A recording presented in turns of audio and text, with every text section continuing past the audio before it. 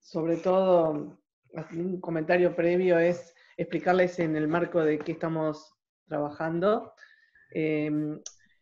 Nuestro ministerio en estos momentos ocupa la Secretaría de lo que es el Sistema Nacional de Respuesta al Cambio Climático, que nuclea, además del BONMA, al Ministerio de Turismo, de Energía, de Ganadería, al INUMET, entre otros.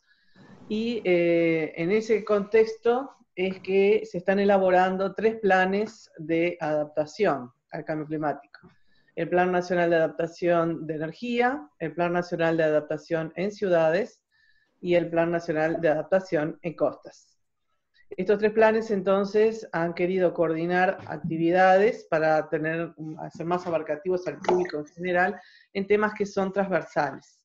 Para nosotros es muy importante en estos momentos dar a conocer el desarrollo de conocimiento que se ha dado en estos 2 últimos años a través de la colaboración que hemos tenido con grupos de investigación uruguayos, como en este caso es el equipo de trabajo del doctor Marcelo Barreiro de la Facultad de Ciencias. Entonces, en esta videoconferencia nosotros lo que le vamos a plantear es un tema específico. Queremos que conozcan cuáles son los avances en Uruguay acerca de los eventos extremos. El doctor Barreiro el año pasado dio una conferencia general para grupos de diferentes intendencias y nosotros le hemos pedido en este caso que esa presentación un poco más ampliada pudiera ser también presentada a un público más general. Tenemos una solicitud para hacerlos al final de la videoconferencia, se les va a pedir que se inscriban, de modo tal que le podamos hacer llegar nosotros un material que ya está publicado en la web del BONMA, que fue elaborado por el equipo del doctor Barreiro. Dejo la palabra a Alicia Torres, que es del Ministerio de Industria y Energía, de la Dirección de Energía, y representa al Plan Nacional de Adaptación en Energía. Hola, Mónica, ¿se oye? ¿Se oye? Perfecto. Sí, bueno, se escucha. Buenas tardes a todos. Un gusto compartir esta jornada y tener la oportunidad de escuchar a Marcelo. Yo quería compartir con ustedes un poco en el plan de adaptación del sector energía, los avances que hemos hecho a la fecha. El plan en realidad está en la fase preliminar, le llamamos nosotros, en una fase preparatoria, en la cual estamos haciendo los estudios, digamos, base, para luego diseñar una propuesta de planificación y buscar los recursos para llevarla adelante. En esa primera fase de diagnóstico de línea base de la cual partimos, estamos identificando justamente las principales vulnerabilidades del sector energía. Estuvimos trabajando en talleres participando las empresas públicas y todos los actores y generadores privados. Estuvimos trabajando en analizar una matriz de justamente cuáles son las vulnerabilidades que está sufriendo el sector y a partir de ahí poder empezar a elaborar algunos estudios previos que se necesitan para poder diseñar las medidas, que es la fase un poco más adelantada que lleva adelante hoy NAPCostas. O sea que esa es un poco la situación nuestra y por supuesto bienvenido todos estos estudios y estos aportes de Marcelo y la Facultad de Ciencia, con los que vamos a tener que seguir trabajando y afinando un poco más a las necesidades del sector energía.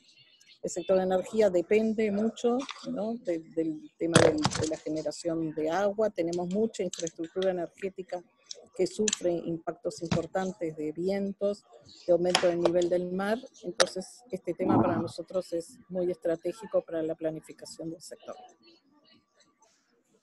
Gracias, Alicia. Mirna, no sé si tú querés también darnos una bienvenida. Bueno, buenas tardes a todos y a todas. Muchas gracias por estar con nosotros nuevamente hoy.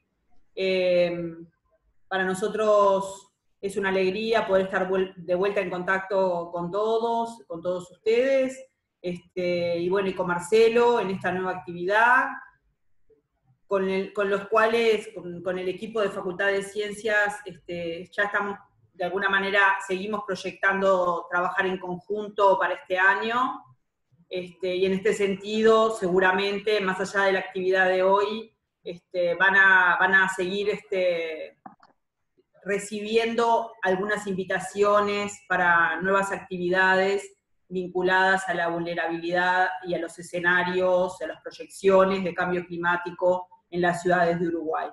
Así que les deseo a todos una buena jornada y un gusto estar acompañando hoy a todos ustedes.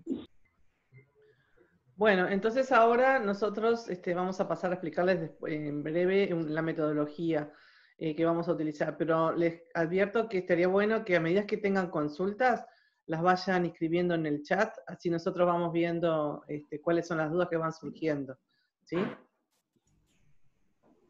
Sí, básicamente es eso, que a medida que vaya presentando Marcelo, vaya haciendo su exposición, pueden ir dejando las preguntas en el chat, que nosotros las vamos a ir recogiendo para el final de la exposición, presentárselas a él y bueno, ver de acuerdo al tiempo que resta, cuántas se pueden abordar.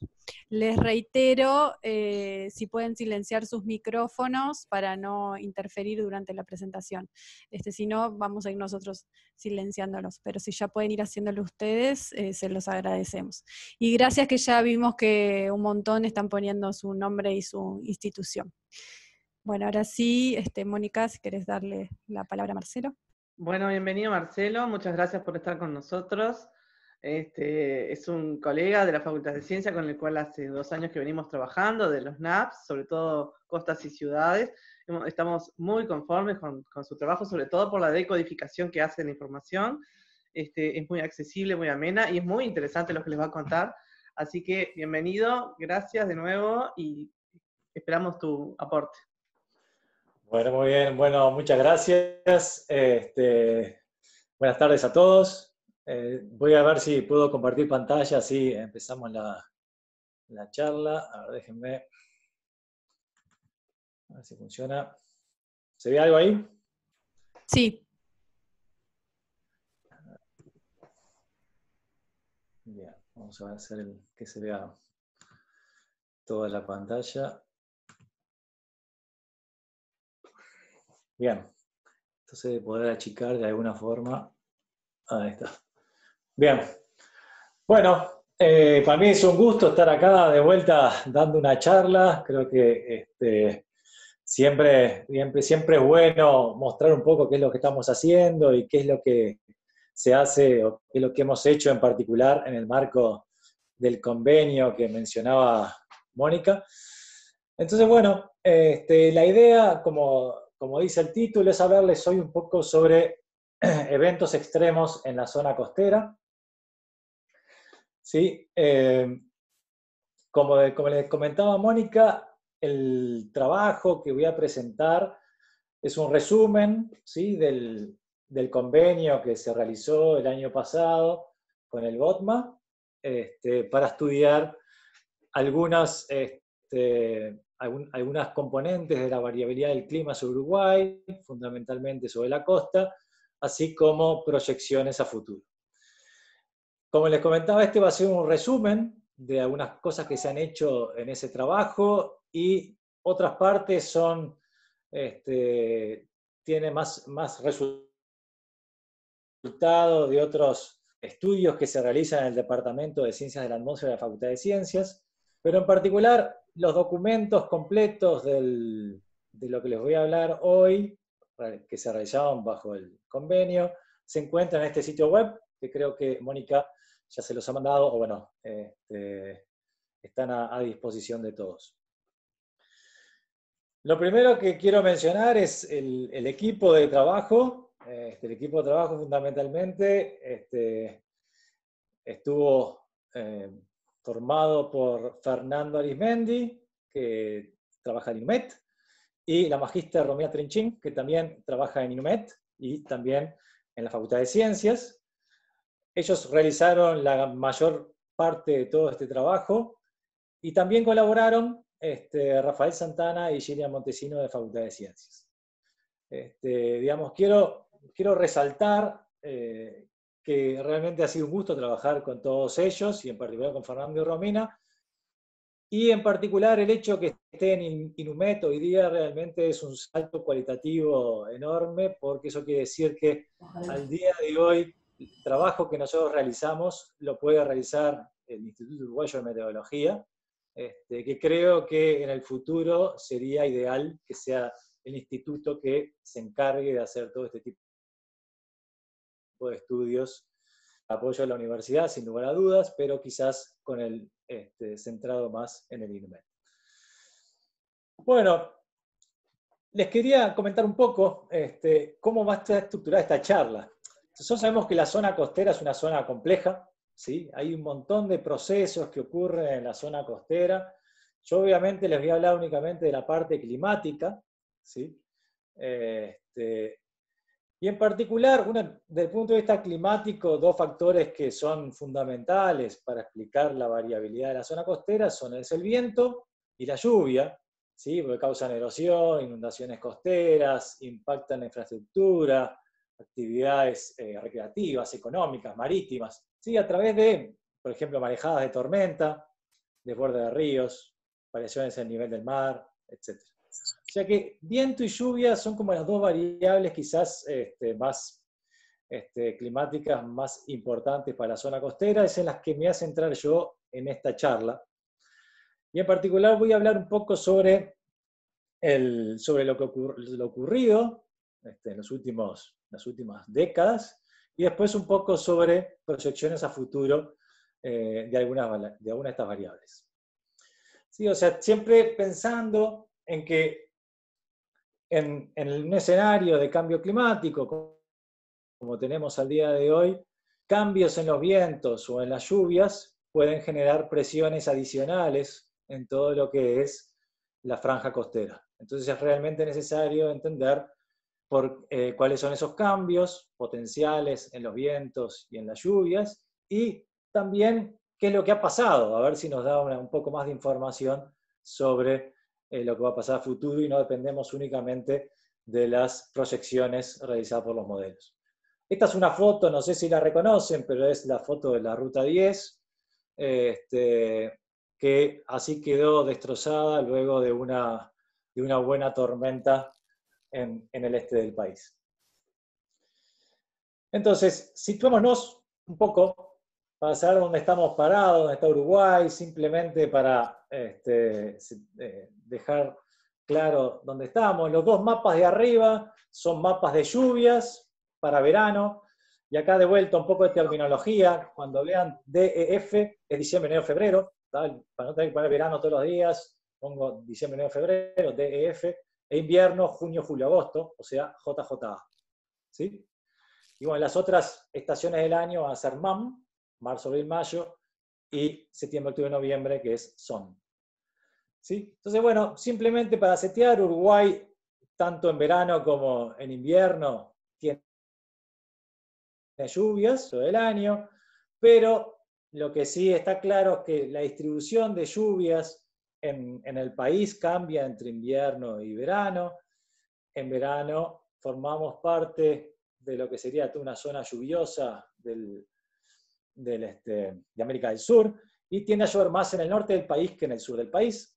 Mientras que en invierno, la región de lluvia está muy localizada en lo que es el sureste de Sudamérica, y en realidad durante el invierno llueve más en el este que en el oeste del país. O sea, somos chiquitos, pero hay diferencias importantes de lluvia entre norte y sur en verano y entre este y oeste en invierno. Y eso tiene que ver con la figura que está abajo, que son los vientos en capas bajas de la atmósfera, ¿sí? Que esencialmente los vientos que llegan a Uruguay están dominados por lo que es este sistema de alta presión que está ocupando siempre el Atlántico Sur. En verano está más retraído sobre el Atlántico, y en invierno penetra sobre el continente, influenciando sobre los vientos de nuestro país. Entonces, si uno piensa, por ejemplo, vayamos a las cosas grandes, digamos, ¿no? A ver, ¿cómo han cambiado, por ejemplo, los vientos en nuestra región? Hagámoslo, ahora enfoquemos un poco más. Y estos son los vientos promedio, arriba, a la izquierda, en diciembre, enero, febrero, sobre Uruguay, son vientos del noreste, ¿sí? Y aquí abajo está la tendencia o sea, los cambios en los vientos en los últimos 50, 60 años, es nuestra región. Entonces los vientos que generalmente han sido o son del noreste en verano, empiezan a tener ahora más una componente este, ¿sí?, que antes no tenían. Eso tiene que ver con que este sistema de alta presión se ha corrido hacia el sur en las últimas décadas y por lo tanto estos vientos del este llegan más a nuestro país. ¿Qué pasa en invierno? Bueno, en invierno en realidad los vientos cambian de dirección. En promedio los vientos tienden a ser del oeste o suroeste, ¿sí? Y en los últimos años lo que se observa es que hay una mayor componente sur en esos vientos de invierno. O sea que hoy día los vientos que ocurren durante el invierno tienden a tener una mayor componente sur de lo que tenían hace décadas atrás. Estos son los cambios grandes, digamos, que ocurren en los vientos en nuestra región. Ahora, el problema de mirar así es que realmente la atmósfera es turbulenta. La atmósfera, si uno mira el promedio, realmente no ve mucho. ¿Está bien? Entonces, realmente, cuando uno toma el promedio, esto en realidad son un conjunto, es el promedio de un conjunto de patrones de circulación atmosférica completamente diferentes, ¿sí? Y ese promedio da esto, da eso que les mostraba antes. Ahora, estos dos mapas, ¿sí?, son bien diferentes. Si ustedes miran, por ejemplo, el mapa de la izquierda tiene una circulación antihoraria, situada al este de Uruguay, y si ustedes miran el mapa de la derecha, en realidad está dominado, por una circulación horaria al sur del país. Bueno, esta es la situación que tenemos hoy, el de la izquierda, y el de la derecha es el mapa que está pronosticado para el jueves que viene, o sea, un par de días.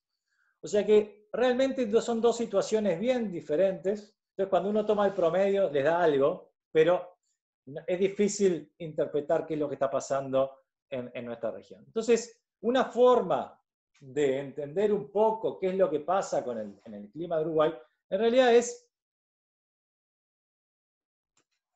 buscar grupos, ¿sí?, buscar grupos de patrones de circulación que sean más recurrentes en la atmósfera. Es decir, yo quiero encontrar grupos de circulación de vientos que tienden a ocurrir, que sean parecidos entre sí y que tiendan a ocurrir en forma más o menos frecuente. ¿Está bien? Y eso es una forma mucho más didáctica, si queremos, de entender la atmósfera, porque nos permite luego asociar esos grupos de patrones de circulación con eventos que van a ocurrir en nuestra costa. Y eso es lo que vamos a usar en esta charla. En esta charla, por ejemplo, para mostrarle, lo que vamos a ver son encontrar regímenes de circulación. Por ejemplo, en este caso les muestro los grupos de patrones de circulación atmosférico más recurrentes. Son 5, se pueden en principio distinguir 5 grandes grupos de patrones. Y que sean 5 en realidad no es por casualidad. Miren los vientos. ¿Sí? Estas flechitas son los vientos en superficie, ¿sí? Y las flechitas son los vientos y los colores es la intensidad del viento. O sea, cuanto más amarillo, más intenso es el viento. Entonces, si ustedes miran el patrón número 1, que le voy a llamar WR1, ¿sí?, acá los vientos vienen del norte, ¿sí?, tienen componente norte. El 2, el grupo de patrones de componente 2, viene del este de los vientos. El 3 vienen del oeste, ¿sí? El 4 vienen del sur, o sea que tenemos los 4 puntos cardinales. Y en el 5 lo que tenemos esencialmente es un viento poco definido sobre Uruguay, y particularmente un poco más al sur de Uruguay, y que eso va a estar asociado a un tipo de circulación. Entonces, de alguna circulación que ocurren en nuestra región, de vientos, y que van a tener impactos diferentes, en 5 grupos de viento. ¿Sí? Pero eso entonces, lo que nos va a permitir es que cada uno de estos grupos está asociado a diferentes fenómenos. Y nos va a permitir entender si los fenómenos asociados a estos patrones cambiaron en el tiempo. O sea, una de las cosas que puedo pensar, me puedo plantear es, ¿alguno de estos grupos cambió su frecuencia de ocurrencia a lo largo de las últimas décadas? Y por ende, el fenómeno asociado. Entonces, ese es el punto de vista que vamos a tomar en esta charla. Centrarnos en los diferentes patrones de vientos que tenemos en la región y ver cómo impactan en la región costera. Entonces, el esquema de la charla va a ser de esta forma. Vamos a dividir la charla como en 4 partes. Una parte es de ciclones extratropicales. Una segunda vamos a tener que ver con las variaciones del nivel del mar costero. Otra tercera parte va a tener que ver con las olas de calor marinas. Y por último, los eventos extremos de lluvia o de precipitación. Entonces empecemos por los ciclones extratropicales. El primer patrón más interesante para estudiar los ciclones extratropicales es el patrón 5. Si ustedes miran el patrón 5, van a ver que tienen una circulación horaria en los vientos al sur de Uruguay. Esto esencialmente lo que indica es el desarrollo de un sistema de baja presión al sur de Uruguay. ¿Sí? Que si se intensifica lo suficiente, da lugar a un ciclón extratropical. Y a la derecha ya tienen número de días, ¿sí? En el cual ese patrón ocurrió para cada temporada, diciembre, enero, febrero de cada año. O sea, por ejemplo, para 1950,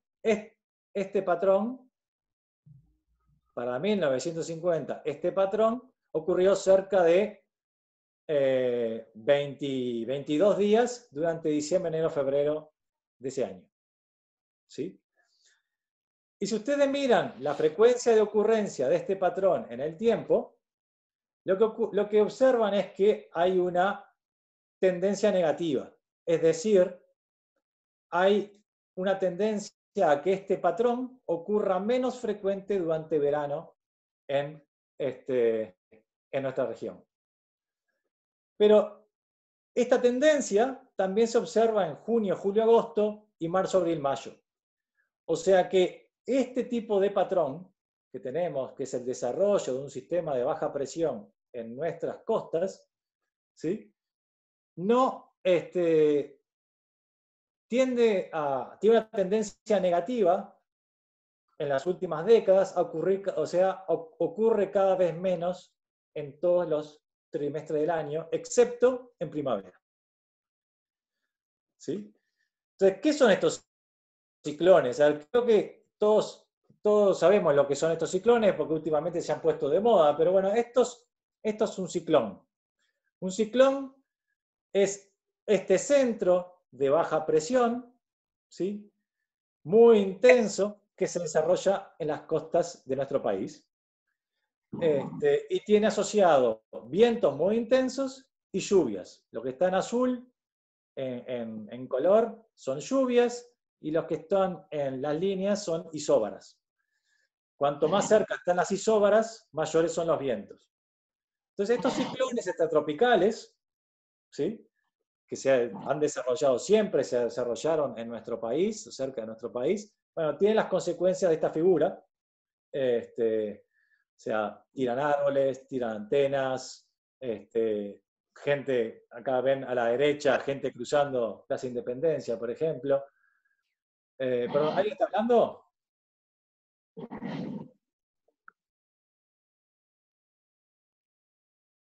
¿Alguien tiene una pregunta? No, Marcelo, no. Ah, perfecto. Bueno, sigo entonces. Entonces, estos vientos tan intensos asociados a ciclones extratropicales, ¿sí? Son los vientos que son más, son los que tiran más árboles de luz, tiran antenas, etc. Causan más destrozos a lo largo de toda nuestra costa. Esto a nivel de ciudad, y a nivel de costa en sí, ¿sí? Rompen, esta es la rambla de Piriápolis, este fue uno que ocurrió en 2016, rompió toda la rambla de Piriápolis, y bueno, también rompió la ruta 10. Y bueno, acá tiene una imagen de lo que es este ciclón, desde imagen satelital. Se puede ver cómo lo que está en blanco es vapor de agua, o sea que donde está más blanco es donde hay más lluvia, y se ve el rulo que se forma debido a la circulación hacia adentro del ciclón, que es una circulación horaria. ¿Sí? O sea que estos ciclones extratropicales siempre ocurrieron. De hecho, si uno mira la región de formación de estos ciclones extratropicales en toda la costa de Sudamérica, las costas de Rocha es la región en la cual se desarrollan más de estos ciclones extratropicales. ¿Sí? Generalmente se desarrollan en las costas de Rocha y luego se mueven en dirección sureste, más o menos. Una de las cosas que se ha encontrado es que la trayectoria de estos ciclones en el hemisferio sur se ha ido corriendo, o sea, de a poquito, en el siglo XX, se han ido corriendo hacia el polo de su ubicación anterior. Para que tengan una mejor idea de qué tan importantes son estos ciclones que ocurren en Uruguay a nivel hemisférico, les muestro esta figura. Esta figura lo que muestra es, en la de arriba, ¿sí?, en qué lugar de todo el hemisferio sur se desarrollan más ciclones extratropicales durante junio, julio, agosto en este caso. Y fíjense Uruguay. Uruguay es la región donde se forman más ciclones extratropicales durante junio, julio, agosto. Entonces, evidentemente, pensando que es la región de mayor generación de ciclones extratropicales a nivel de todo el hemisferio sur durante el invierno, ¿sí?, y teniendo en cuenta que generan estos destrozos, evidentemente nos tiene que interesar saber qué va a pasar con ellos. Y aquí abajo hay ¿cómo se llama? Una proyección de cambio durante junio, julio, agosto en la ocurrencia o donde se forman estos ciclones. Si ustedes miran acá el circulito negro, sobre Uruguay hay un puntito verde y al sur hay un puntito marrón. El puntito verde significa que se generaría menos sobre Uruguay y un poquito más al sur de Uruguay.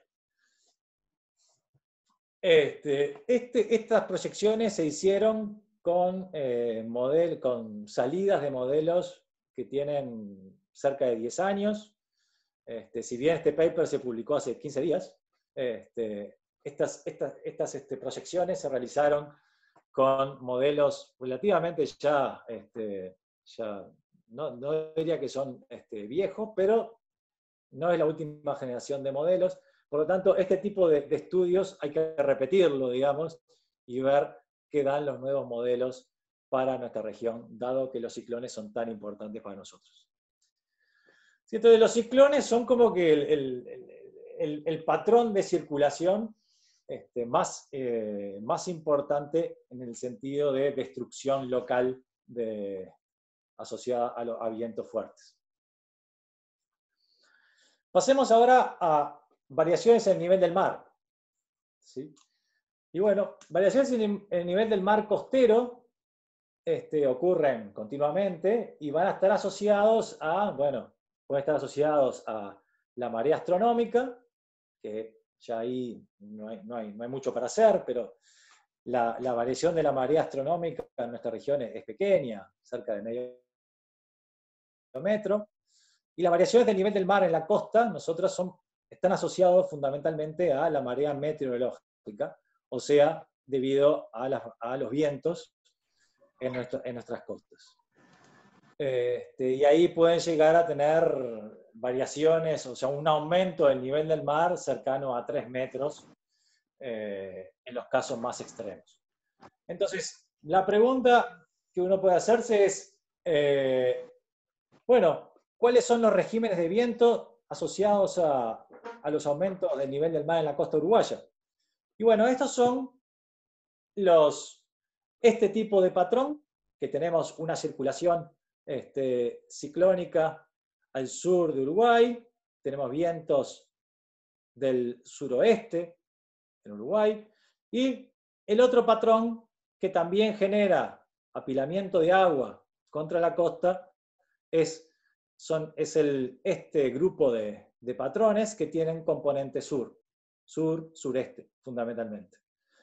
Y los patrones de altura del nivel del mar asociados a cada uno de estos dos regímenes de viento son que ven que tiene un aumento de la altura del nivel del mar a lo largo de toda la costa, y este otro que tiene también un aumento del nivel del mar, pero fundamentalmente en la parte de los ríos. Entonces, una de las cosas que uno puede pensar es, bueno, ¿han cambiado la frecuencia de ocurrencia de este patrón y de este patrón para ver cómo va a ser el nivel del mar contra la costa? Los eventos de aumento del nivel del mar, ¿han ido cambiando con el tiempo? Y si uno mira la frecuencia de ocurrencia de este patrón, del WR3, lo que vemos es que su frecuencia de ocurrencia en los últimos 60 años ha aumentado entre marzo y agosto. O sea que este patrón de vientos, que favorece el aumento de altura del nivel del mar contra la costa, ha aumentado durante otoño e invierno. Por otro lado, este otro patrón, ¿sí?, de viento sur y sureste, acá en este patrón de viento están incorporadas las sudestadas, ¿sí?, no cambió en frecuencia de ocurrencia. Este se ha mantenido en los últimos 60 años más o menos igual.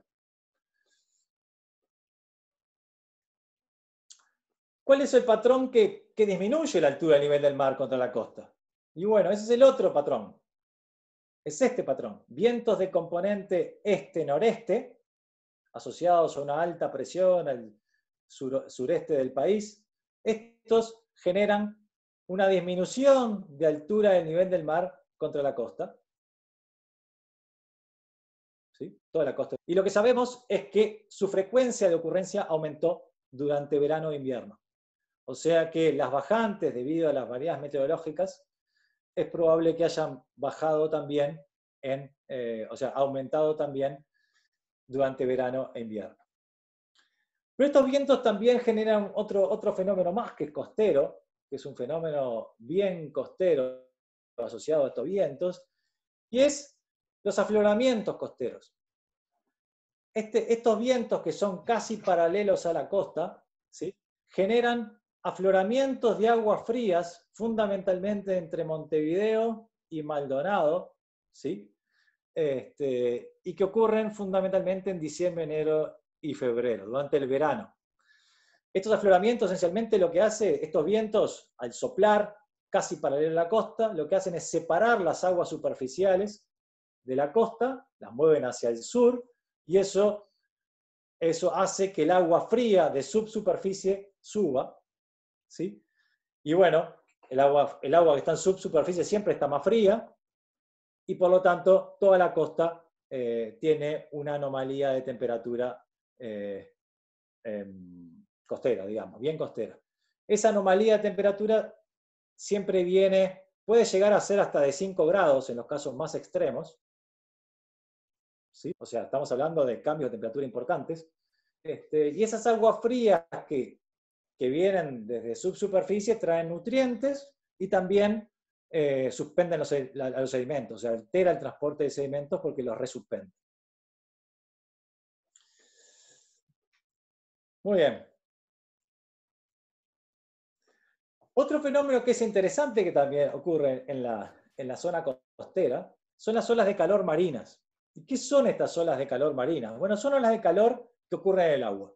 Todos sabemos que es una ola de calor en el verano, las hemos sufrido, ¿sí? que son varios días con cierta temperatura por encima de un umbral. ¿Ah? Y bueno, las olas de calor marina también se pueden definir, que son eventos en los cuales la temperatura de superficie del mar, acá tenemos uno de los eventos, este es el evento de ola de calor marina más intenso de los últimos 30 años, ¿sí? Y son eventos en los cuales durante 5 o más días la temperatura del agua está por encima del percentil 90, es decir, está arriba de un umbral bastante alto. ¿Sí? Acá se muestra la evolución de los casos de olas de calor en barritas así. Y lo que se observa es claramente un aumento, ¿sí?, en la cantidad de olas de calor marinas en los últimos años. ¿Sí? No está en número de olas de calor, sino en número de días con olas de calor marinas. O sea que ha habido un crecimiento, no diría exponencial, pero en los últimos años realmente ha sido un crecimiento muy grande en las olas de calor costeras. Esta figura que yo les muestro acá es el más intenso y ocurrió en febrero o marzo de 2017 y estuvo asociado a un patrón de vientos con componente norte, que es el WR1 que le llamé hoy. O sea que las olas de calor marina están asociadas con componente norte soplando durante varios días. Eso generó una ola de calor terrestre que además influenció la superficie del Río de la Plata, fundamentalmente. Lo que hizo fue que se estabilizara mucho y se calentara mucho la superficie del agua, porque además los vientos también eran muy débiles sobre la parte del Río de la Plata. ¿Qué consecuencias puede tener esto, más allá de que sea un fenómeno que ocurre en el océano? Bueno, y es el fenómeno de la mortandad de peces en la costa. Esta es una foto justamente de la aparición de peces muertos durante esta ola de calor. Esta es una foto de febrero, fin de febrero del 2017, en lo cual los peces, al no poder soportar el calentamiento del agua, ¿sí?, esencialmente se mueren, terminan toda la costa. Por lo tanto, altera todas las actividades de recreación en la playa y también, evidentemente, la pesca que se realiza. Así que las olas de calor marinas es un fenómeno que también definitivamente afecta las costas de nuestro país. Bueno, por último, quería hablarles un poco de eventos extremos de lluvia. Estos extremos de lluvia, evidentemente, van a jugar un rol importante en muchas actividades, y me voy a detener un poquito más en ellos. Antes de entrar al extremo directamente, déjenme contarles un poco sobre cuáles fueron las tendencias observadas en las lluvias de todo el país en los últimos 55, 56 años. Sí, lo que se encuentra es que verano, otoño y primavera generalmente ha habido un aumento entre un 10 y un 20% en diferentes lugares del país en cuanto a las lluvias. Marzo, abril, mayo es el trimestre que tiene un mayor aumento localizado en el este del país. Estamos hablando de 50 milímetros en un acumulado de 3 meses, cerca de 350, 400 milímetros, más o menos, 350. O sea, estamos hablando de un aumento significativo. Y junio, julio, agosto tiene una tendencia negativa en las lluvias, no en el sur del país, no en la región costera fundamentalmente, ¿no?, pero en el resto del país, fundamentalmente al norte del Río Negro y en la zona del litoral oeste, ¿sí?, las lluvias durante junio, julio, agosto han ido disminuyendo. Sí, o sea que el cambio en las lluvias en nuestro país no es homogéneo en todas las estaciones del año, sino que tiende a aumentar, ha aumentado en la estación cálida y en las estaciones de transición, pero no en la estación fría del invierno. para poner esto un poco en perspectiva, estos cambios cómo son. Y bueno, una cosa que tenemos que tener presente es que los cambios observados en las lluvias, que son, que les mostré en la anterior gráfica, son mucho menores que la variabilidad año a año. Uruguay se caracteriza por tener una variabilidad año a año, ¿sí? Hay años que, por ejemplo, para la zona norte, esta es la variación año a año, ¿sí? Es la precipitación acumulada anual, o sea, de todos los meses. Para el norte del país, que es al norte de Río Negro esencialmente, ¿sí? Fíjense que hay años en los que llueve, yo qué sé, 800 milímetros en todo el año, y hay años en los que llueve 2.400 milímetros, o sea, 3 veces más. Superpuesto a esa variabilidad año a año está la tendencia que es la curva o la recta roja, ¿sí? O sea, tanto en el sur como en el norte se observa una tendencia positiva, y si toman el acumulado anual, en el sur la tendencia es un poco mayor que en el norte. Pero si queremos ir a mirar extremos de lluvia, necesitamos ver qué tipo de distribución tienen los acumulados diarios de lluvia, ¿sí? Entonces, los acumulados diarios de lluvia, ¿cómo son? A ver, ¿cómo llueve generalmente? Llueve poco durante muchos días, o casi no llueve durante muchos días, y hay pocos días que llueve mucho. Por lo tanto, la distribución de lluvias diarias, ¿sí? Del número de días en función del acumulado, es una especie de decreciente. Tengo muchos días que no llovió, tengo algunos días que llovieron 2 milímetros, tengo unos cuantos días más que llovió 10 milímetros, menos que llovió 10 milímetros, y hay muy pocos días que llovió 100 milímetros. ¿Está bien? Por lo tanto, la distribución es una exponencial decreciente. Los extremos, uno puede definir los extremos de lluvia de muchas formas. A veces toman mayor al percentil 95, ¿está bien? Que en este caso es cerca de 23 milímetros por día. O sea, de la zona roja, de la línea roja hacia la derecha, son todos eventos extremos de lluvia. O sea, eventos extremos en esta definición son todos aquellos que son mayores a 23 milímetros por día. Entonces, uno en principio puede tomar cualquier umbral. Este es uno típico, u otro es tomar, por ejemplo, mayor de 20 milímetros por día, por tener un número más redondo. Estos eventos extremos de lluvia esencialmente son las inundaciones rápidas, son todos esos fenómenos que vemos que ocurren diariamente. Entonces, una de las cosas que es interesante es que lo que se ha encontrado es que si en promedio llueve más en una determinada región, eso implica que tiene que llover evidentemente más días con un acumulado mayor. Entonces acá está la figura que representa eso.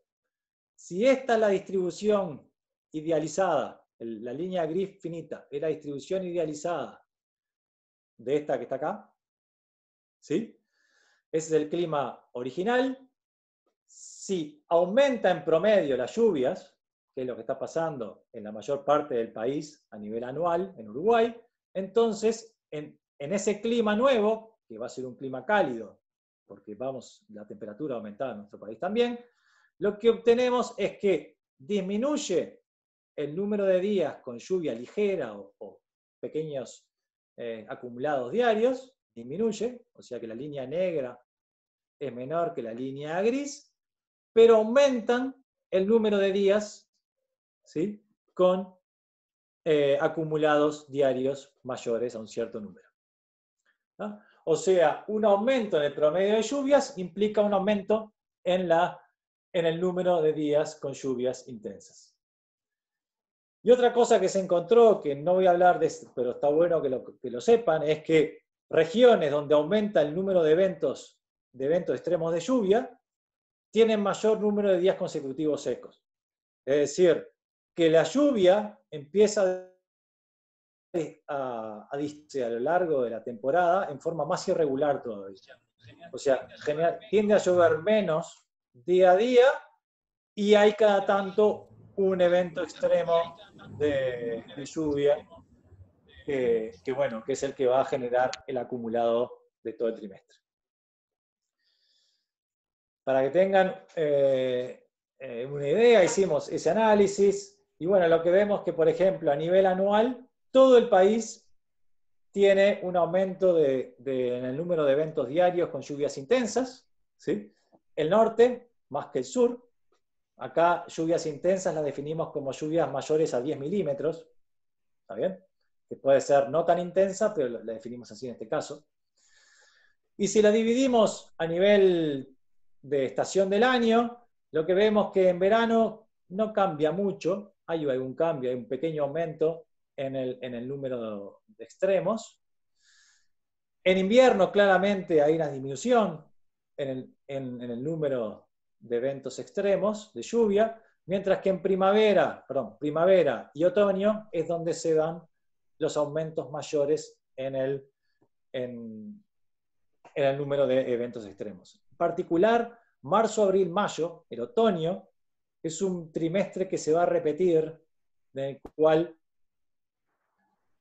recuerden que era uno de los trimestres que había aumentado más la lluvia a nivel trimestral, y acá también se ve que los eventos extremos ocurren con más frecuencia hoy día en marzo, abril, mayo, o sea, el aumento es mayor que en cualquiera de las otras 3 estaciones del año. Muy bien. Entonces, puedo hacer el mismo análisis que hice hoy, usando los regímenes de viento que tenía hoy. Tenía esos 5 regímenes de viento, ¿recuerdan? Entonces, tengo esos 5 regímenes de viento. Entonces digo, bueno, ¿cómo son las lluvias asociadas a cada uno de esos regímenes de viento, por ejemplo, durante verano? Y eso es lo que tenemos acá. Este es el régimen de viento 1, que era vientos del norte, ¿sí? El 5 es de los ciclones, y el 2, 3 y 4 nunca me acuerdo cuál es cuál, pero después lo vemos, ¿sí? Entonces, si ustedes miran y se fijan, bueno, ¿cuáles son los regímenes de viento asociados a lluvias más extremas? Y bueno, una cosa fácil de hacer es, bueno, digo, las lluvias extremas son aquellas con mayores a 20 milímetros. ¿Cuál de estos regímenes tiene más casos de mayores a 20 milímetros por día? Y bueno, es el 1. El 1 es el que tiene más casos de lluvias, de eventos extremos de lluvia. Lo cual es consistente, porque el WR1 es viento norte. Viento norte en verano lo que hace es traer aire cálido y húmedo hacia nuestra región, ¿sí? Por lo cual la atmósfera se desestabiliza y es muy fácil generar convección intensa y eventos extremos, ¿sí? Uno puede hacer lo mismo para las otras estaciones del año, ¿sí? Marzo, abril, mayo, junio, julio, agosto, o septiembre, octubre, noviembre, ¿sí? Y lo que encuentro es, bueno, que dependiendo de la estación del año, ¿sí? un régimen de viento diferente va a estar asociado a eventos extremos en mayor o menor proporción. ¿No? Por ejemplo, en marzo, abril, mayo es similar a verano. Viento norte es el que tiene mayor eventos extremos de lluvia. En junio, julio, agosto, fíjense que este tiene 7 regímenes de viento y no 5. La razón es que la variabilidad en invierno es mucho mayor que la variabilidad atmosférica en verano, en otoño y en primavera, y por lo tanto se necesitan más grupos de regímenes de viento para representar adecuadamente la dinámica atmosférica.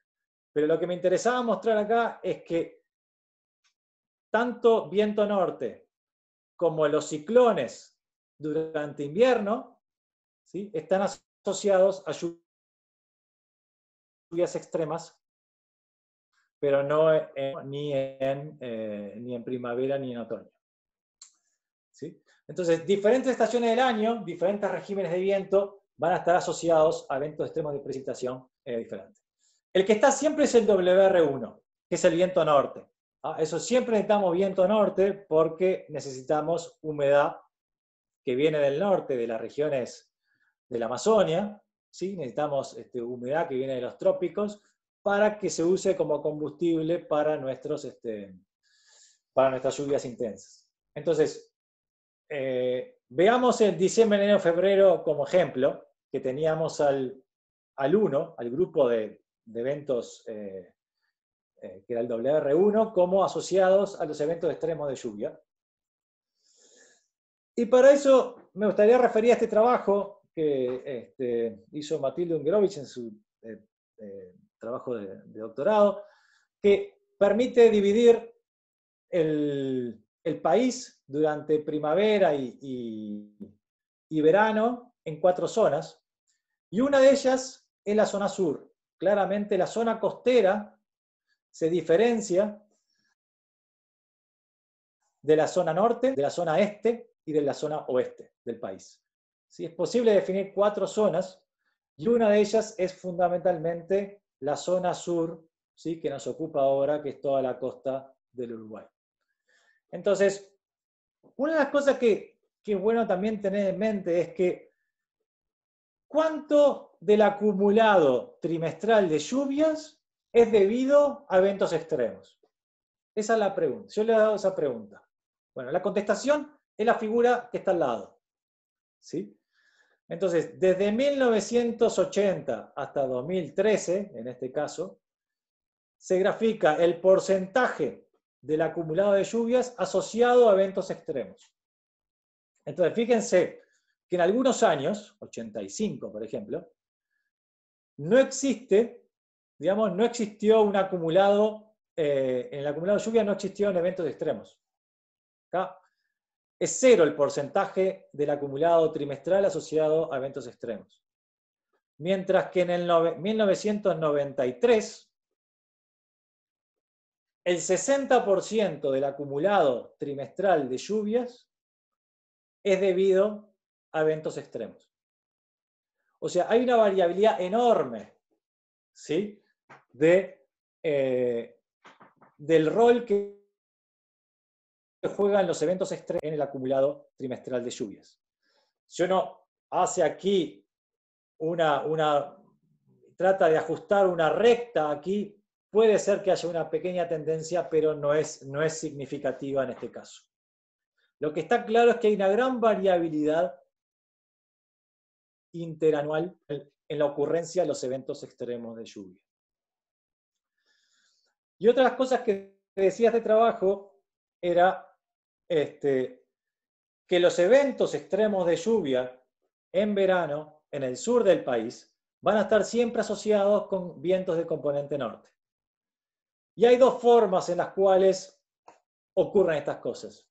Uno es que tenemos viento de componente norte trayendo humedad y aire cálido desde el norte, y pasa un ciclón o una depresión, vamos a llamarle ciclón porque no parece muy intenso, o sea, un sistema de baja presión, y el frente frío asociado a este sistema de baja presión lo que hace es gatilla la convección, o sea, genera la convección, que aparece en una imagen satelital como toda esta banda de lluvias, ¿sí? Que va a llegar al sur del país. Este es el evento del 18 de febrero de este año, y fue el único evento de lluvia durante todo febrero. Que fue viento norte, y luego tuvimos la entrada de un frente que gatilló la convección y generó un evento extremo de lluvia. La otra forma en la cual puede haber eventos extremos de lluvia en toda la zona costera en el sur de Uruguay es que a veces, cuando uno tiene viento norte, ¿sí? Lo que ocurre es que la atmósfera en la región de Argentina, cerca al lado de nuestro país, se inestabiliza tanto que se desarrolla convección por sí sola, una convección profunda, ¿sí? Y esa convección luego se traslada hacia Uruguay, generando eventos intensos o extremos de lluvia en todo el sur del país. Puede ocurrir para el sur del país o puede ocurrir para el norte del país. En este caso, es una figura de desarrollo de convección profunda en Argentina que se mueve luego hacia nuestro país, particularmente a lo largo de toda la costa. ¿Qué tienen en común estos dos procesos? Lo que tienen en común es que vienen acompañados de ráfagas de viento muy intensas, de actividad eléctrica generalmente también intensa, granizo, puede dar lugar a ocurrencia de tornados, etc. O sea, los eventos extremos de lluvia van a estar generalmente asociados a lo que se llaman sistemas convectivos de mesoescala, ¿sí? Dentro de esos sistemas convectivos de mesoescala, que son agrupación de nubes o de agrupación de actividad convectiva muy intensa, no es una nube sola, sino que es una agrupación grande, tan grande que puede ocupar todo Uruguay, digamos, un complejo de estos. Dentro de esos complejos o de esos sistemas convectivos de mesoescala se pueden dar fenómenos de todo tipo, entre ellos tornado, granizo, actividad eléctrica, ráfagas de viento muy intensas, etc. ¿Sí? O sea que estudiar eventos intensos de lluvia esencialmente viene acompañado por estudiar todo este tipo de fenómenos que son puntualmente muy destructivos. Porque el granizo no va a ocurrir en toda la región donde hay un sistema convectivo mesoescala, sino va a ocurrir muy localizado. Los tornados van a ocurrir localizados, ¿sí? Las ráfagas van a ser localizadas, que muchas veces están asociadas a corrientes descendentes de una nube hacia la superficie. Todos esos fenómenos que son de microescala y algo de mesoescala, la única forma de estudiarlos es con radar meteorológico. Que al día de hoy no tenemos un radar meteorológico, lamentablemente. Espero que se concrete porque va a ser la única forma de poder estudiar ese tipo de fenómenos sobre Uruguay. Que como ustedes saben, y ustedes están preocupados, lógicamente son los más destructivos de toda nuestra climatología, junto a los ciclones extratropicales. Una de las cosas que también aprendimos, digamos, en los últimos años, y esto es un paper que salió hace relativamente poco, es que esos cambios en las lluvias que yo les estoy mostrando, asociados a los regímenes de viento, no ocurrieron en forma natural, sino que la acción humana aumentó las lluvias en Uruguay. ¿Qué porcentaje es atribuible del aumento? Ya es una pregunta más sutil.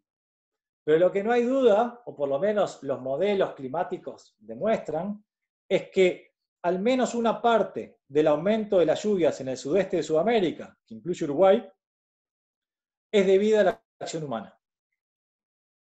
¿No?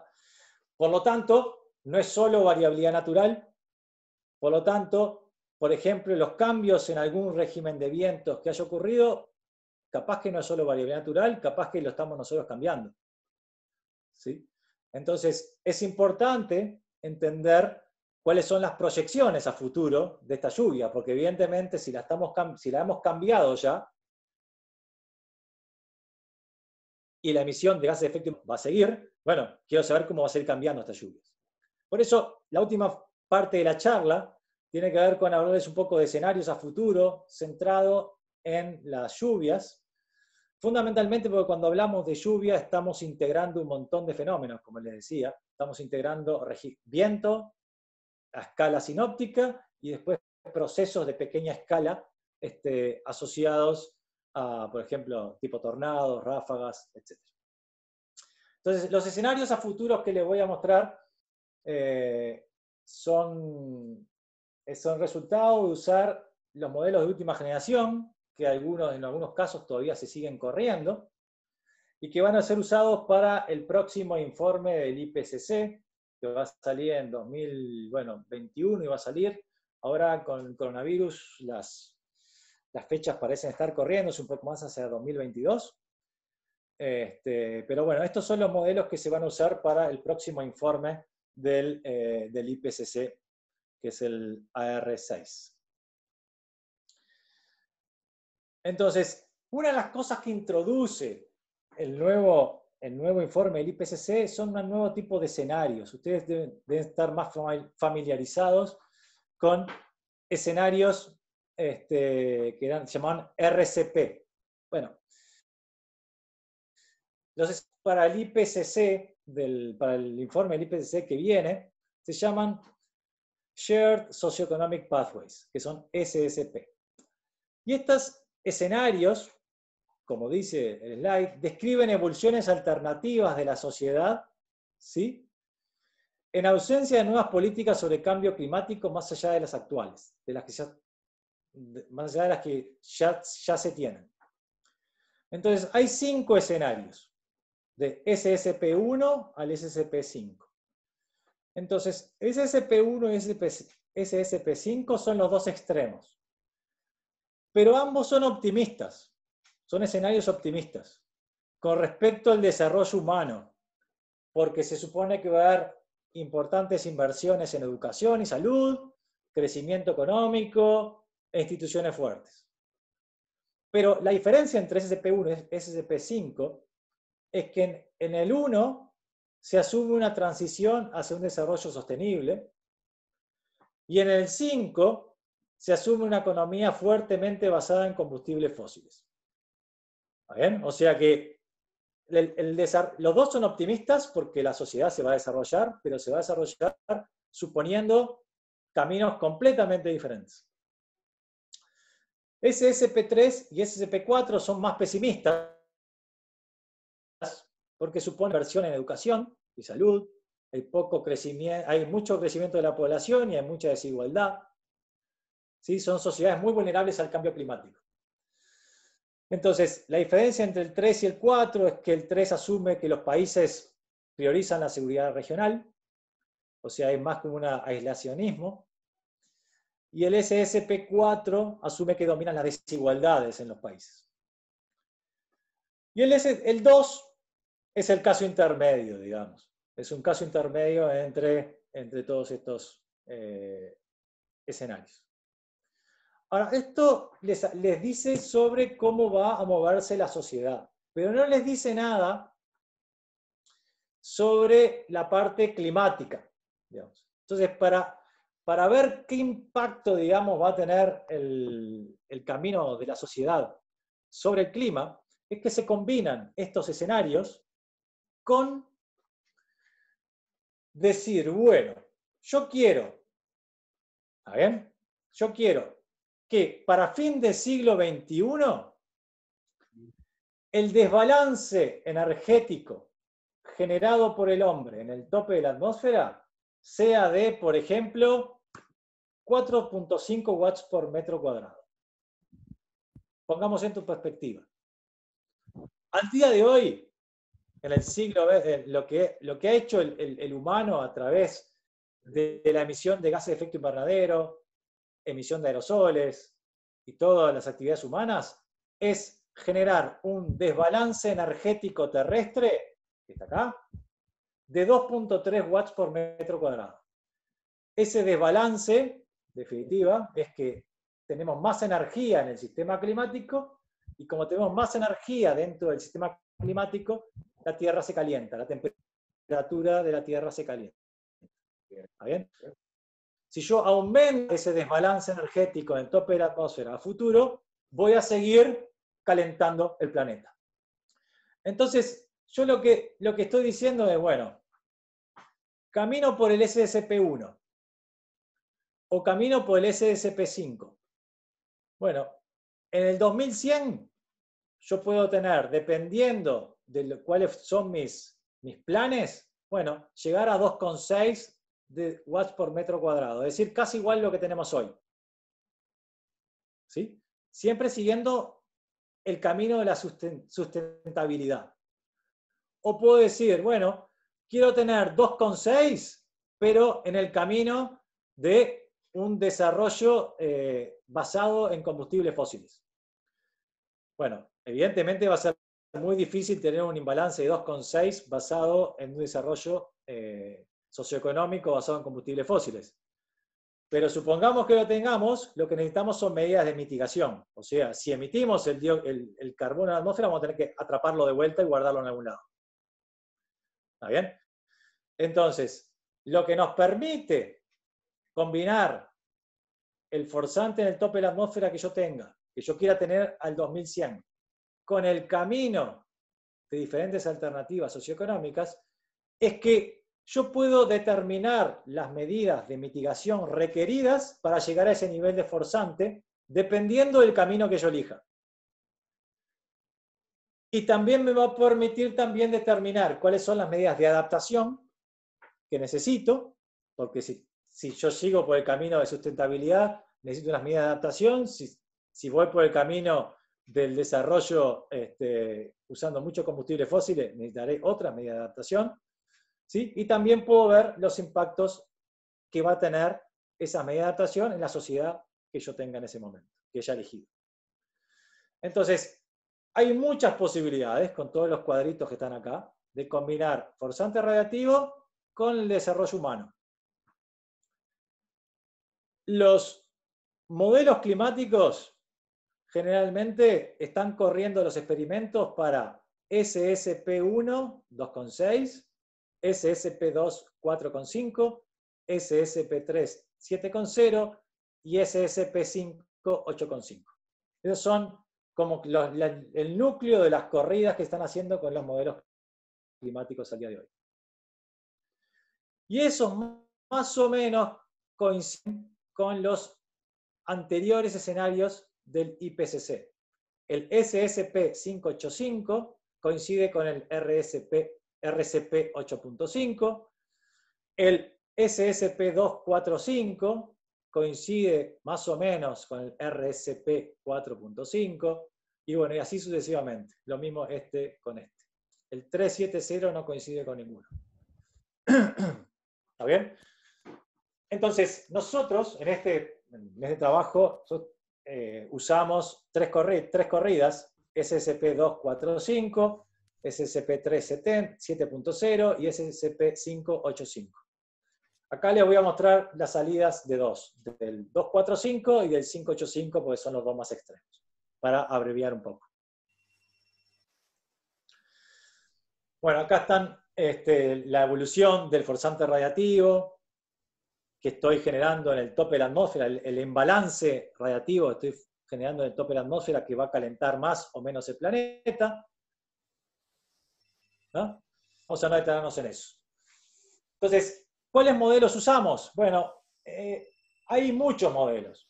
¿Está bien? Hay un montón de instituciones que tienen modelos climáticos de todo tipo. Hay más de 100 modelos en la vuelta. No todos los modelos corren todos los experimentos. Entonces nosotros cuando hicimos el trabajo empezamos el año pasado, a mediados del año pasado, y recién estaban empezando a salir las primeras salidas de algunos modelos. Bueno, tomamos los 20 que estaban disponibles en ese entonces y los validamos con el clima de Uruguay, y de esos 20 nos quedamos con 10, que son los que mejor representan el clima de Uruguay. Las resoluciones típicas de estos modelos varían entre 100 y 200 kilómetros, horizontalmente. El que tiene mayor resolución horizontal es de 100 kilómetros, que es el Easy Earth 3. Y los escenarios que consideramos son estos tres, y consideramos dos horizontes temporales. O sea, cómo cambiaron, en particular voy a mostrarles únicamente las lluvias para el escenario 2020-2040, o sea, cercano, y para el horizonte lejano. Una de las cosas que quiero simplemente remarcar: los modelos de última generación, que son los que nosotros usamos en este trabajo, tienen una sensibilidad climática mayor que los modelos de la anterior generación. Es decir, la sensibilidad climática lo que es cuánto se calientan si yo duplico la concentración de dióxido de carbono en la atmósfera con respecto a su valor preindustrial. O sea, si pasamos de 280 partes por millón, que es su valor preindustrial, a 560 partes por atmósfera, ¿cuánto se calienta la Tierra? Bueno, los modelos CEMIP 5 decían entre 2,1 y 4,7 grados Celsius. Los modelos CEMIP 6, que son los nuevos, dicen que se va a calentar entre 2,7 y 5,7. O sea que la sensibilidad climática de estos modelos es significativamente mayor que la de la generación anterior. O sea, eso no son buenas noticias para nadie, para dejarlo bien claro. Entonces, por ejemplo, estas son las proyecciones de temperatura, simplemente para tener una idea, ¿sí?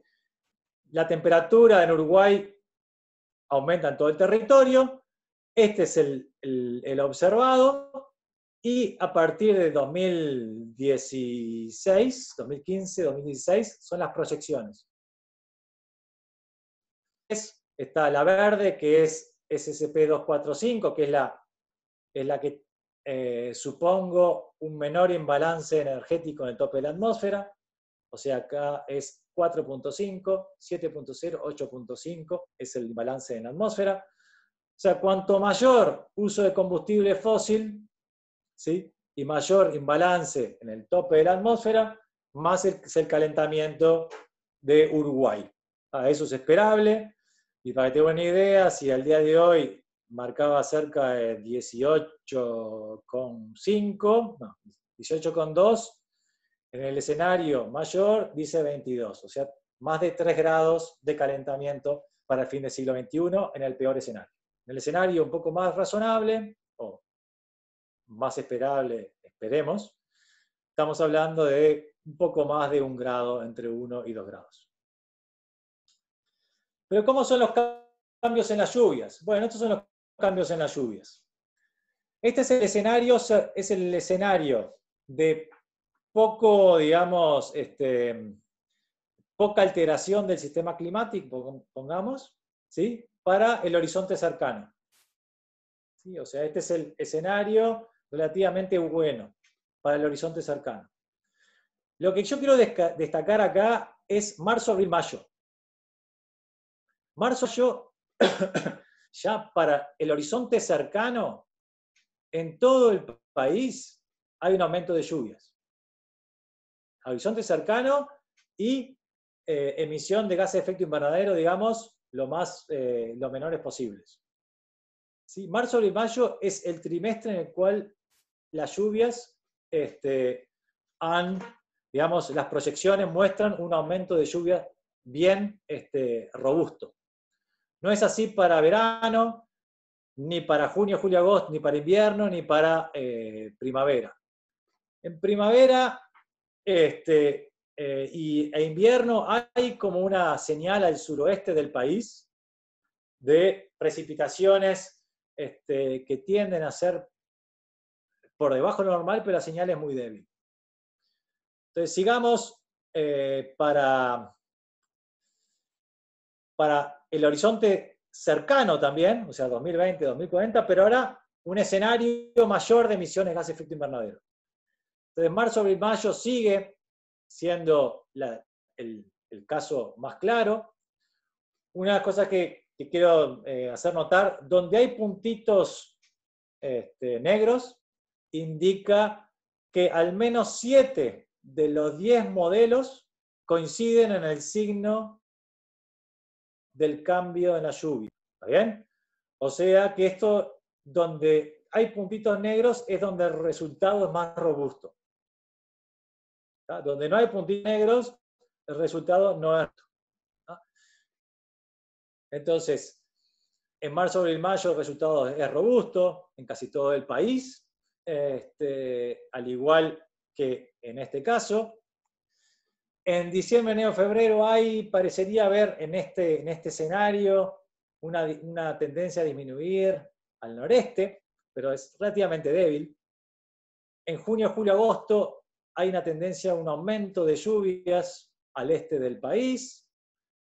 Y en primavera, bueno, como que no hay mucha cosa, quizás algo en el suroeste hacia tendencia hacia la baja. Esto es en el horizonte cercano. En el horizonte lejano, ya, digamos, las cosas ya son bastante más marcadas. Entonces, marzo, abril, mayo, nuevamente, es un aumento en las lluvias significativo en todo el país. Verano se vuelve significativo también aumento de las lluvias en casi todo el país. Y esas son las dos estaciones más claras. En invierno y en primavera, parecería un gradiente este-oeste, donde el suroeste o el oeste parecería tender a tener lluvias menores que las de hoy, o sea, es una tendencia a disminución de las lluvias. Y la región del este, en invierno en particular, parecería tener un aumento en las lluvias. ¿Sí? O sea, es bien del patrón en invierno y primavera de lo que es en verano y otoño. Y el caso más extremo, este es el caso fin de siglo, escenario relativamente bueno. Y este es el caso más extremo de un escenario de un uso de combustibles fósiles extremadamente grande, ¿sí? Y para fin de siglo XXI. Entonces, de vuelta, marzo, abril, mayo, un aumento significativo en todo el país, mayor al norte que al sur. Verano, también un aumento significativo en todo el país. Invierno, un aumento en el este del país. Y primavera, ¿sí?, está mostrando, de acuerdo a estos modelos, una disminución, ¿sí?, de las lluvias en el sur del país en este escenario. O sea que en la región que es más consistente en la disminución de lluvias es el sur-suroeste del país durante primavera. ¿Sí? Sur-suroeste del país durante la primavera. Estos son los campos medios. ¿Qué pasa con los extremos? Bueno, los extremos en estos modelos hay que tomarlos con muchas pinzas. Pero a los efectos, digamos, más pedagógicos e instructivos, déjenme mostrarle algo. Y esto es, consideremos uno de los modelos únicamente. El EasyEarth 3, que es el modelo que tiene mayor resolución. ¿Está? Entonces podemos comparar, por ejemplo, cómo son las lluvias en el punto más cercano a la precipitación, por ejemplo en Carrasco. Tomo las lluvias de Carrasco y me fijo qué tal representa la distribución de lluvias en ese punto el modelo. Y para eso grafico. Es la misma figura que les mostraba antes. Acumulados diarios en el eje X y frecuencia de ocurrencia en el eje Y. Simplemente está en el logaritmo para que la curva sea más linda. Entonces, lo que tenemos, podemos ver las dos distribuciones. Tenemos el histórico del modelo, que es lo negro, y los datos observados durante el mismo periodo, que es lo gris. Entonces, lo que tenemos, que lo que pasa a todos los modelos, es que los modelos sobreestiman el número de días con poca lluvia y subestiman la cantidad de días con lluvias extremas. Es decir, los modelos, como tienen una resolución demasiado gruesa, ¿sí?, no pueden representar adecuadamente los fenómenos, los procesos físicos, ¿sí?, que dan lugar a las lluvias extremas en cualquier punto de grilla. ¿Está bien? Entonces, se pueden corregir los modelos estadísticamente, estas salidas, se puede jugar mucho con esto. Acá lo único que les quiero mostrar es, supongamos que el modelo sea perfecto, teniendo estos problemas en mente, ¿cómo cambiaría potencialmente la distribución de las lluvias a futuro en los extremos? Y bueno, estas son las mismas distribuciones que tenía antes. El modelo histórico es la distribución, es la negra, luego es el verde, es la corrida SSP 245 en el horizonte cercano, y la roja SSP 585, que es el mayor uso de combustibles fósiles para el horizonte cercano. Hay una tendencia a que haya más eventos en las corridas en el horizonte cercano en las cuales aumenta el forzante radiativo. O sea, tenemos cada vez más extremos. ¿Sí? Pero si vamos a fin de siglo, 2075, 2099, lo que vemos claramente es que el modelo claramente muestra, y es consistente con lo que entendemos que debería ser, es que se observa un mayor número de eventos extremos en los escenarios de cambio climático a futuro para fin de siglo. O sea, vamos a tener, fíjense que la línea roja y la verde están siempre arriba de la negra, hasta 80 milímetros, e inclusive hay eventos que llegan hasta casi 120 milímetros que puede capturar el modelo en un escenario de cambio climático muy asociado a un uso importante de los combustibles fósiles. Y si vamos más al detalle, inclusive, lo que podemos encontrar es que el modelo está reproduciendo este tipo de comportamientos. Tiene más eventos de precipitación fuerte y menos eventos de precipitación débil, o relativamente más débil, que es el diagramita que les mostraba antes. En definitiva, ¿qué es lo que le estoy diciendo esto? Que el modelo, más allá de que no puede capturar todos los eventos extremos en el punto de grilla, y por lo tanto las predicciones cuantitativas no son razonables, ¿sí?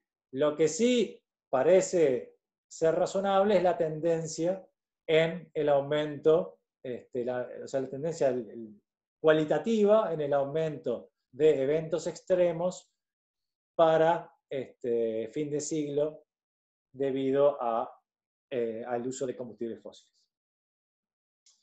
Y debido, evidentemente, al calentamiento global. Entonces, por acá termino. Creo que me excedí un poco de tiempo, que estamos 3 y 20, bueno, sí, cerca de 1 hora. Disculpen el exceso. Simplemente de resumen, mi idea de la charla era tratar de resumirles cuáles son los procesos más importantes desde el punto de vista climático, o algunos de ellos por lo menos, que ocurren en la zona costera, la variabilidad y el cambio observado, ¿sí? Y para eso traté de ordenarlos siguiendo agrupándolos por tipos de patrones de circulación atmosférica. Y haciendo eso pudimos ver los ciclones extratropicales, las variaciones del nivel del mar costero, olas de calor marina y eventos extremos de lluvia. Y por último, les quise acercar un poco cuáles han sido nuestros resultados usando los últimos modelos que están disponibles a nivel mundial sobre las proyecciones en futuro cercano y lejano de las lluvias sobre Uruguay. Bueno, para acá termino. Ahora, si quieren, pasamos a las preguntas. Muchas gracias. Gracias, Marcelo. Bueno, excelente la presentación y todos los datos que nos presentaste. Para la gente que ya se está retirando, les agradeceríamos una inscripción que está en el chat, el link, para poder tener registro y enviarles la presentación y los documentos a los que hacemos referencia. No hemos tenido muchas preguntas en el chat. Vamos a leer las que encontramos ahora y después podemos ver si alguien más se anima a hacerte preguntas directamente. En primer lugar, alguien preguntó cuál era la altura aproximada de los vientos sobre superficie y un participante de Inumet le dijo 10 metros.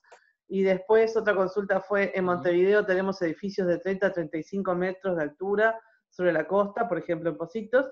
¿Qué sucede a estas alturas?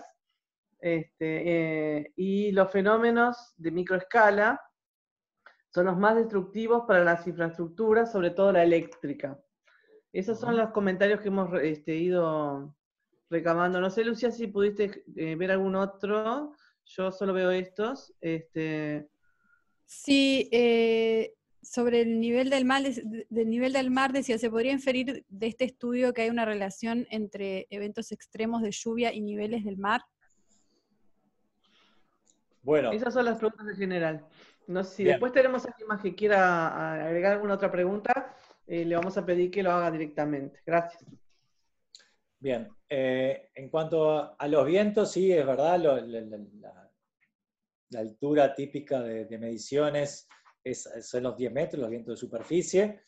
Los vientos a 30 metros, y bueno, lo que sabemos es que el viento a medida que subimos en la atmósfera aumenta, por lo tanto el viento a 30 metros va a ser más intenso que en superficie. El tema es que cuando hablamos ya de la ciudad, y ahí la estructura de vientos es muy turbulenta. Ahí podemos tener, por ejemplo, en Pocitos, si uno sube por Avenida Brasil, tiene un corredor de viento, que es cuando sopla viento del sur, que cambia totalmente lo que son los vientos sinópticos que estaba mostrando acá, o sea, son vientos de gran escala. Entonces, cuando vamos a las escalas pequeñas, ese tipo la variabilidad de los vientos a escala de ciudad hay que estudiarlos específicamente, digamos, porque va a depender mucho del tipo de estructura de edificios que tenga alrededor. ¿Está bien? O sea que estos vientos que yo les estoy mencionando son vientos de gran escala. Los regímenes de vientos que yo les mostré tienen que ver todo con escalas que se llaman sinópticas, y por lo tanto no representan lo que pasa, digamos, alrededor de un edificio, ni mucho menos, ¿no? La otra, una de las cosas con respecto a altura a nivel del mar y eventos de lluvia. Bueno, una de las cosas que se ha visto que es importante estudiar, y creo que en Uruguay todavía están pañales, estamos tratando de hacerlo en el departamento, es lo que se llaman eventos extremos compuestos. O sea, porque los extremos compuestos, ¿qué significan? Que los eventos extremos no vienen separados. Lluvia por un lado, temperatura por otro, altura a nivel del mar, vientos. En realidad es una combinación. O sea, puede venir un evento de temperatura unido a un evento de lluvia intensa, un evento de viento intenso unido a un evento de lluvia intensa o de temperatura, etc., o a nivel del mar. Entonces, justamente ese es uno de los mensajes que también quería dar en esta charla, y es que los eventos se tienen que estudiar en forma compuesta. Por eso traté de ordenarlos, y me alegro que hayan hecho ese comentario, porque no hice hincapié en eso. Por eso intenté ordenar la charla en base a patrones de circulación atmosféricos que dan lugar a muchos eventos extremos de diferente naturaleza. Así que sí, efectivamente, los eventos extremos se pueden dar en combinación, sin lugar a dudas, y creo que es uno de los temas para investigar en Uruguay que hace falta. No sé qué más había, no me acuerdo ahora, a ver si había alguna otra pregunta en la vuelta.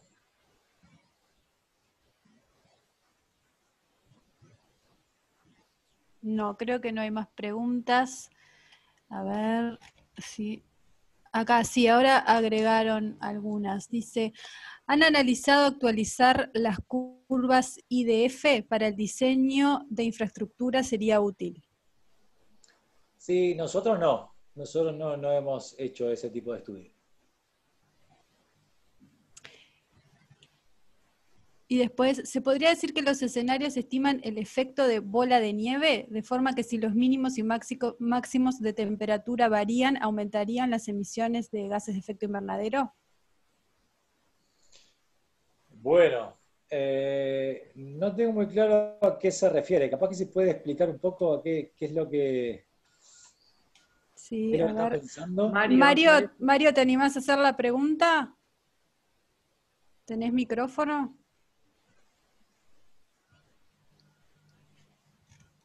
No tiene micrófono. Si querés explicarlo un poquito más por el chat. El efecto bola de nieve supongo que se estará refiriendo a una retroalimentación positiva. Pero, a ver, ¿cómo era la pregunta? A ver si... Te lo repito, sí. Dale. ¿Se podría decir que los escenarios estiman el efecto de bola de nieve, de forma que si los mínimos y máximos de temperatura varían, aumentarían las emisiones de GI? Bola de nieve dice al aumento a medida que avanza. Sí, está bien, es una retroalimentación positiva, digamos. Hay muchas retroalimentaciones positivas en el sistema climático y los modelos representan todas las que conocemos. Las retroalimentaciones positivas más importantes a los efectos del cambio climático son varias. Una es el vapor de agua. Una retroalimentación positiva del vapor de agua que es aumento de la temperatura de la Tierra, o de la atmósfera. La atmósfera puede mantener, contener más humedad, y por lo tanto se vuelve más opaca la radiación de onda larga, por lo tanto se calienta más la temperatura, aumenta el contenido de humedad y así sucesivamente. O sea, la retroalimentación del vapor de agua es una de las más importantes para lo que es el cambio climático. Después hay otras que tienen que ver con nubes, después hay otras que tienen que ver con los hielos. Hay muchas retroalimentaciones y los modelos representan las más importantes adecuadamente. Las que tienen que ver con nubes son las que tienen más problemas de presentar, justamente porque lo que es la interacción de las nubes con la radiación es un tema extremadamente difícil y es uno de los puntos débiles de todos los modelos climáticos. Gracias, Marcelo. ¿Alguien más se anima a hacer una consulta oralmente? Si no, ya estaríamos dando por finalizada la videoconferencia. Hola Marcelo, no sé si me escuchan. Perfecto. Sí. Hola, te habla Néstor del Inumet, ¿todo bien? ¿Cómo andás? Bueno, excelente, muchísimas cosas para analizar. Felicitaciones al equipo. Y mi consulta en realidad es sobre los ciclones extratropicales. Hay una tendencia, por lo que vi, a que haya menos ciclogénesis, salvo en la estación de primavera principalmente. Y es lo que hemos visto, ¿no? Los más intensos se han dado fines de invierno, principio de primavera. Como ejemplo cito 2005, 2012, 2016. Mi consulta es ese decrecimiento durante el año menos en primavera. ¿También se puede inferir o no es necesariamente que esté vinculado al decrecimiento o el incremento de la ciclogénesis explosiva? Bueno, gracias, felicitaciones y para todo el equipo en particular. Acá hay un tema, y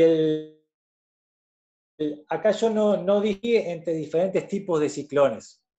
¿Sí? Fíjate que el régimen de viento que mencioné toma en cuenta depresiones atmosféricas de toda intensidad. Para hacer el análisis que tú estás diciendo, lo que habría que hacer es separar entre los ciclones más intensos, los más débiles y los de desarrollo más rápido, que son los que estabas mencionando. Ese estudio no está hecho.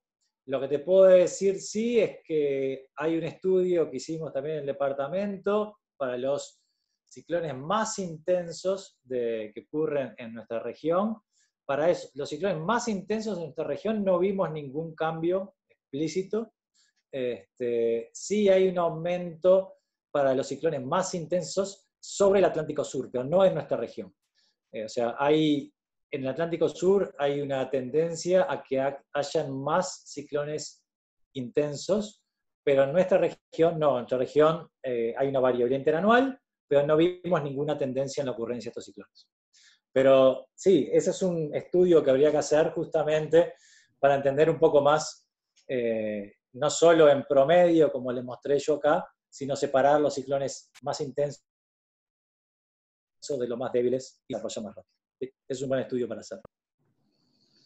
Muchas gracias, Néstor, por tu pregunta. ¿Alguien más que quiera? ¿Me escuchan? Perfecto. Sí. Lucía, habla Lucía Chuponeri de Inumet. Tengo una consulta también para Marcelo. Bueno, muy interesante la charla, mucha cosa, está bueno tenerla presente, y también anoté varios papers que mencionaste para después pedirte Parece bien. y leer. No, una duda que muchas veces, seguramente la respuesta es muy sencilla, pero como que puede generar ciertas confusiones, es en la parte de proyecciones, en la parte final de la charla, cuando estabas mostrando cómo lo que viene pasando y después lo que se proyecta, y como que hay 4 series del trabajo que realizaron, que están en la parte de los datos históricos, las simulaciones, ¿no?, que utilizaron, los escenarios, y después las observaciones. ¿Cuál sería la diferencia para los datos históricos y los datos observados? ¿En cuál estás? Como que están con colores distintos. Hay una curva ¿Acá? negra, una línea negra, y otra un Sí. poquito más roja. Claro. ¿Sí? Ah, bien. Gracias por la pregunta. Sí, ya claro. La razón es la curva negra, ¿no? Sí. La evolución que dice histórico es la evolución simulada por el modelo, ¿sí?, del periodo histórico. ¿Está bien? Por eso esa es la curva roja que se superpone a la curva negra. O sea, lo ideal es que el modelo represente adecuadamente el periodo histórico. Y por eso graficamos los dos, uno arriba del otro. Y si bien el modelo no va a representar todos los piquitos para arriba y para abajo que tiene la curva negra, porque no puede, porque eso es variabilidad natural año a año, y el modelo eso, la atmósfera hace lo que quiere, digamos, el modelo lo que tiene que hacer sí es representar la tendencia general de la curva negra. O sea que la curva roja entre 1960 y 2015 tiene que de alguna forma representar la tendencia de la curva negra. Y eso lo hace bastante bien. O sea, las dos curvas están una arriba de la otra, digamos. Bien. O sea, es la forma Gracias. de validar que el modelo está representando adecuadamente la tendencia observada. Gracias por la pregunta, Lucía. Tenemos un comentario de Marcelo que dice que entre el 2017 y 2018 tuvimos en las costas de Rocha y parte del departamento una media de algún evento climático cada 17 días. Y nosotros medimos los eventos según las afectaciones a las redes eléctricas por cantidad de clientes y redes afectadas. ¿Ah? Es un comentario, no es una pregunta, pero esto es lo que nosotros desde los NAPS queremos comenzar a trabajar, esa relación que existe entre los eventos y los problemas estructurales, ¿no? Que puede ser el tendido de redes por caída de tendido de la red, o afectaciones en la boya sonográfica de José Ignacio, o cuando se hacen las cargas de petróleo. Eso es lo que ahora nosotros vamos a estar abocados entre los 3 NAPS a futuro. O sea que muchas gracias por el comentario, ya lo vamos a contactar al otro Marcelo. Y no sé si quiere decir algo. Sí, dale, Marcelo. ¿Le puedo agregar un pequeño comentario no? Al respecto? Nosotros tenemos una base de datos con todas las incidencias que tenemos en la red eléctrica, es aproximadamente del 2010, y bueno, y estaría bueno capaz que intercambiar los resultados de esa base de datos. Obviamente ustedes tienen una visión desde el punto de vista del clima y el estudio del clima, pero nosotros típicamente cuando surge algún evento climático, vientos fuertes o lluvias, se nota un aumento con una distribución, como si fuera una campana de Gauss, así, un pico muy grande al principio, y después toda una cola, digamos, bastante larga de 7-8 días. Simplemente era ese comentario, creo que puede llegar a estar a disposición de ustedes esa base de datos, que me parece que puede estar interesante para ver, en fin, los estudios que ustedes hacen desde el punto de vista climático. Era eso nada más. Buenísimo, muchas gracias por la intervención. Sí, yo creo que justamente eso es lo que, digamos, lo que se necesita del lado de ustedes, digamos, de alguna forma.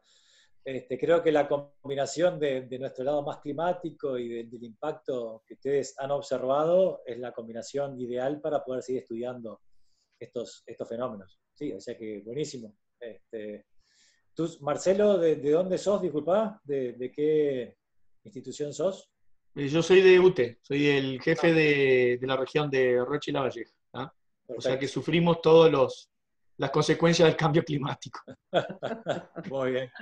También está Carla Baldo, que dice que surgen recomendaciones para el diseño de estos estudios. En particular, se debería prever en el diseño de infraestructuras de pluviales o modelos de inundaciones un incremento de los fenómenos extremos, quizás con un factor de seguridad.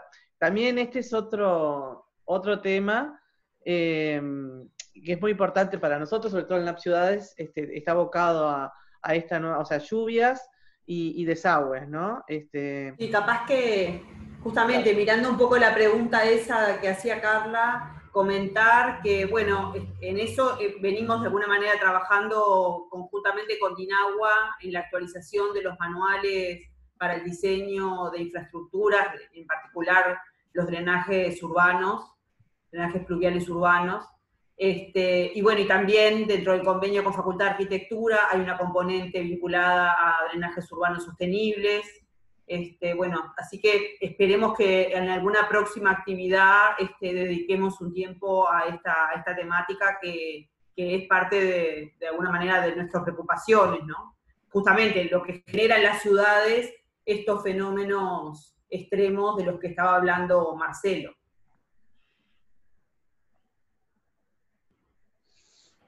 ¿Alguna otra consultita que quieran hacer? Beatriz del MIEM, Mónica, le pidió la palabra. Perfecto. Beatriz.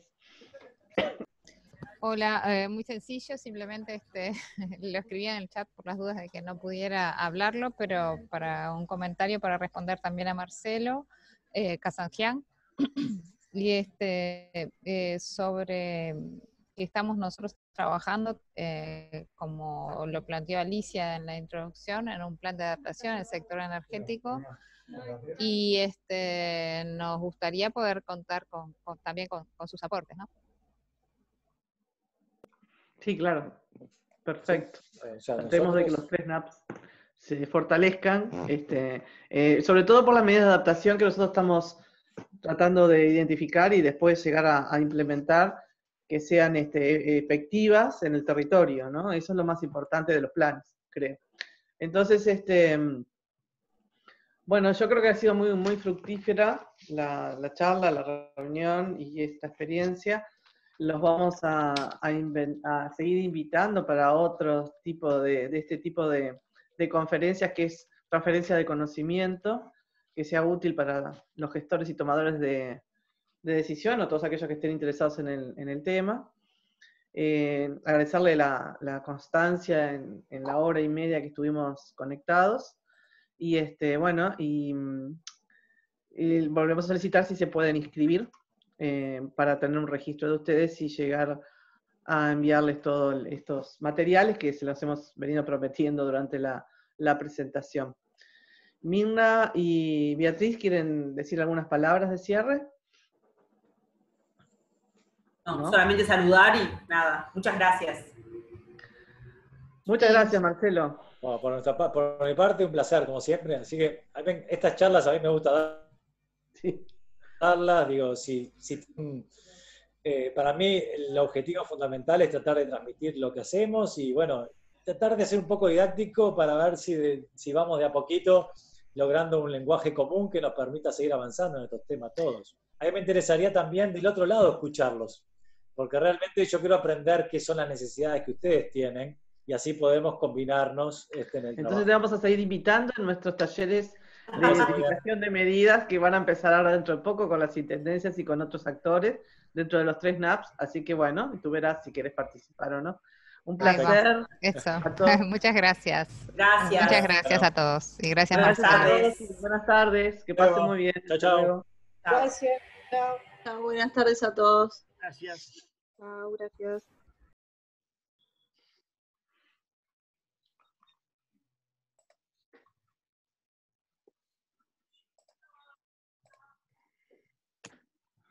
Como 70.